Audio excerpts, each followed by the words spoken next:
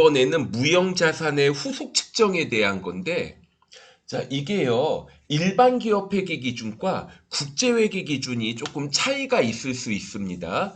자, 우리 유형자산을 측정을 할 때 원가 무형과 공정가치 무형이 있었는데, 무형자산도 원가 무형과 공정가치 무형으로 나눕니다. 그런데 원가 무형에서 내용 연수를 좀 따져볼게요.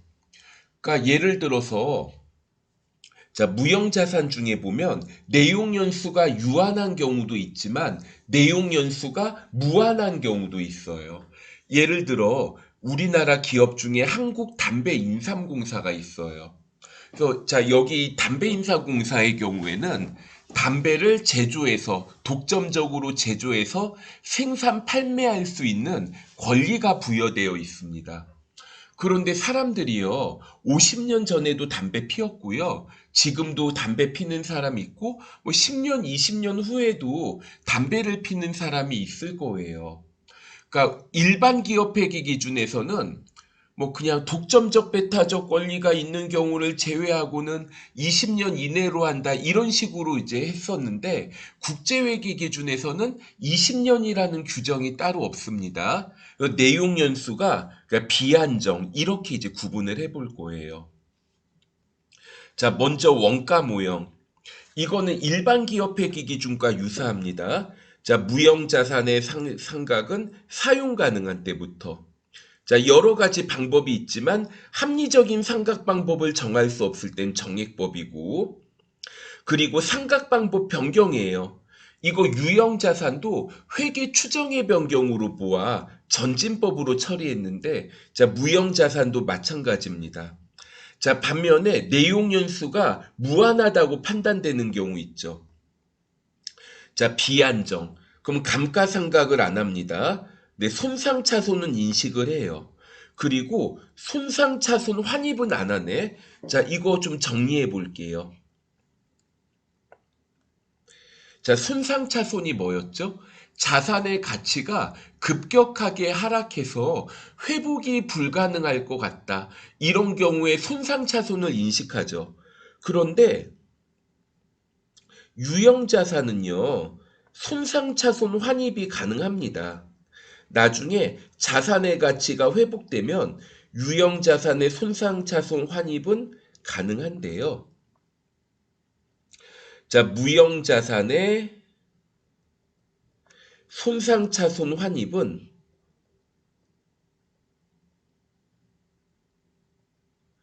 인정해 주지 않습니다. 인정하지 않음. 자, 이렇게 자, 정리를 해보도록 할게요. 자, 그리고 내용 연수가 처음에 비안정이라고 생각했는데 뭐 환경이나 법률이 변화해요. 이런 경우에는 내용 연수가 유한한 걸로 변경할 수 있습니다. 그러니까 제가 아까 전에 담배를 예로 들었는데 새로운 정부가 들어서면서 이제 3년 후부터 담배 이제 생산을 금지를 해요.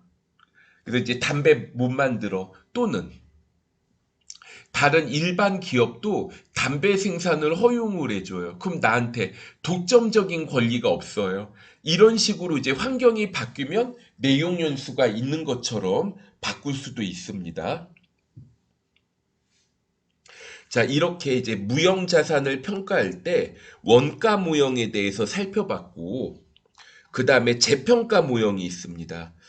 그런데 자, 이거는 이제 아무 때나 정하는 게 아니에요. 유형 자산은 형체가 있다 보니까 좀 양도 같은 게 가능하지만 무형 자산은 좀 일반적으로 양도가 어렵습니다. 그래서 활성 시장이 있는 경우에만 적용이 가능하고, 그리고 여기서 아까 전에 손상차손 환입 인정 안 됐죠.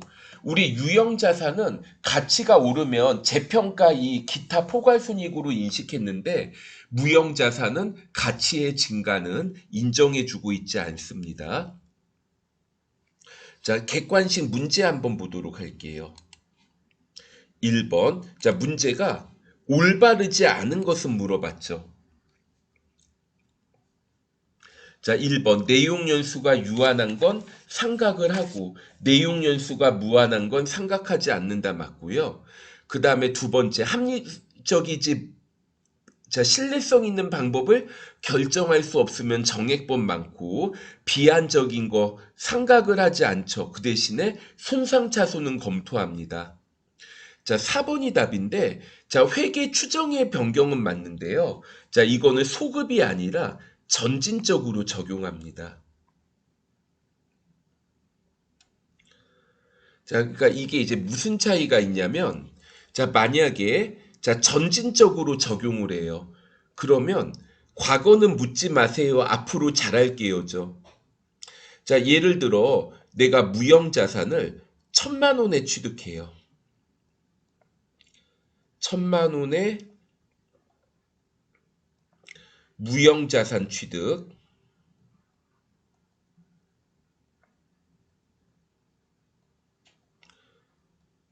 그 다음에 내용 연수가 예를 들어 5년으로 이렇게 예상을 했어요.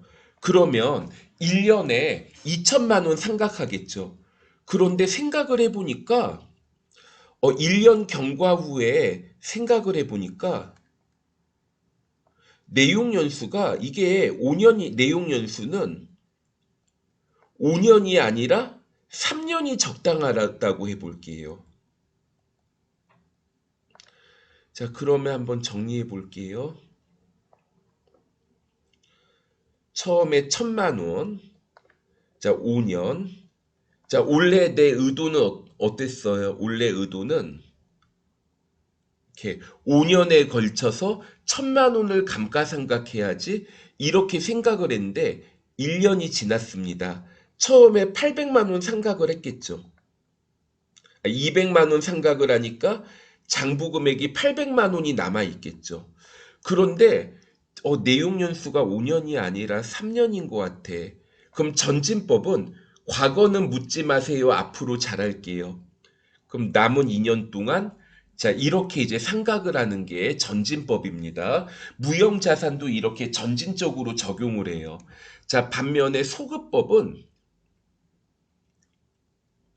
이거는 주로 재고자산 평가 방법 변경할 때 소급법을 사용해요.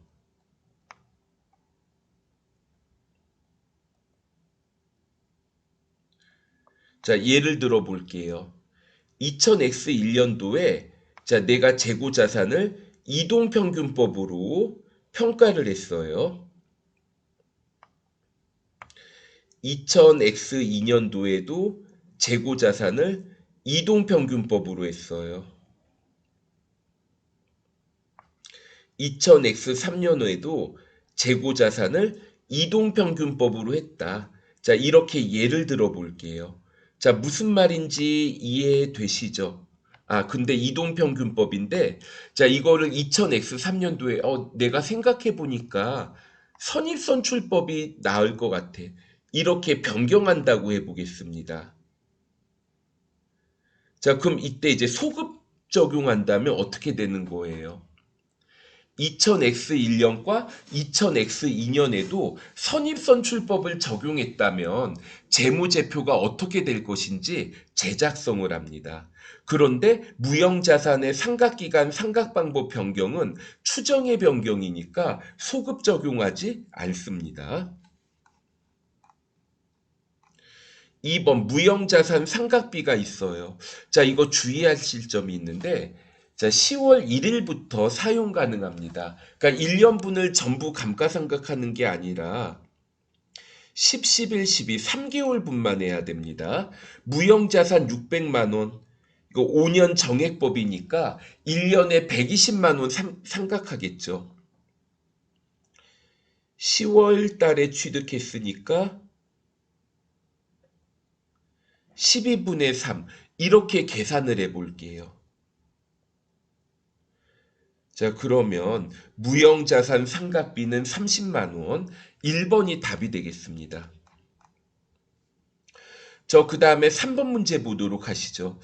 문제가 무형자산과 무형자산 상각비를 물어봤는데 여기에서 주의하실 점이 있어요. 우리가 무형자산에 대해서 상각회계 처리하면 차변에 무형자산 상각비하고 대변에 무형자산이 직접 없어지죠. 자, 일단 한번 볼게요. 자, 연구 단계는 얘는 그냥 비용이죠.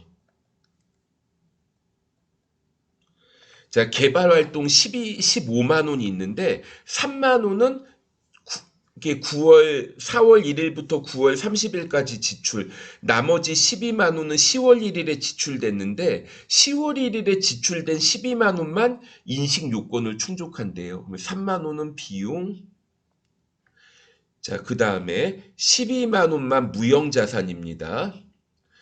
그러면 여기에서 이제 삼각계에 대한 거 한번 해볼게요.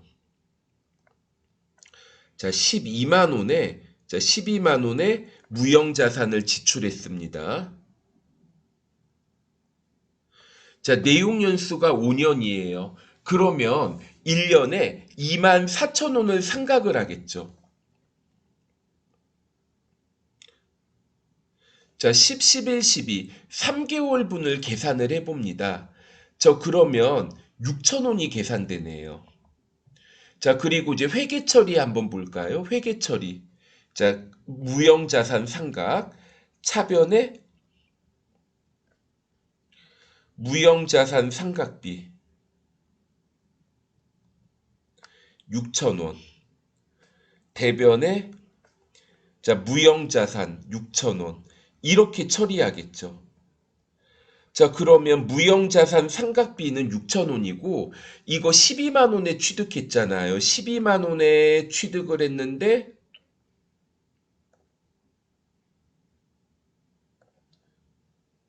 6,000원을 상각하니까 어떻게 돼요? 무형자산 잔액은 11만 4천원. 3번이 답이 되겠습니다. 자, 여기까지 우리가 이제 10장에 대한 내용들 살펴봤어요.